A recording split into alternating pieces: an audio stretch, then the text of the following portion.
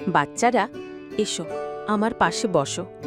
আজ তোমাদের একটা সত্যিকারের গল্প বলি। এক ছোট ছেলের কথা, যার নাম ছিল আমিন। একদিন আমিন গ্রামের মাঠে খেলতে গিয়েছিল। হঠাৎ সে দেখতে পেল একটা ছোট ছাগল একটা ঝোপের মধ্যে আটকে গেছে। সে একা, ছাগলটা কাঁদছে।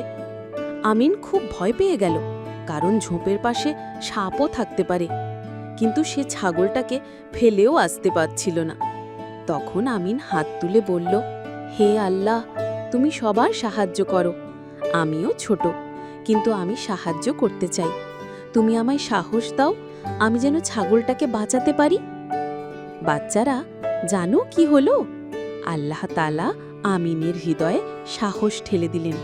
সে এক কাঠি নিয়ে ধীরে ধীরে ঝোপ সরিয়ে ছাগলটাকে মুক্ত করল। এরপর ছাগলটা লাফাতে লাফাতে দৌড়ে গেল তার মায়ের কাছে। তখন আমিন হাসল আর বলল, আল্লাহ আমাকে সাহস দিয়েছেন, তাই আমি পারলাম। দাদু বলে চললেন, দেখো বাচ্চারা, আমরা যদি মন থেকে আল্লাহকে ডাকি, তিনি আমাদের সাহায্য করেন। আমরা ছোট হলেও আল্লাহর সাহায্যে আমরা অনেক বড় কাজ করতে পারি। আমিনের মতো তোমরাও যদি কোনো ভালো কাজে সাহস পেতে চাও, আল্লাহর সাহায্য চাও, ইনশাল্লাহ তিনি দয়া করবেন।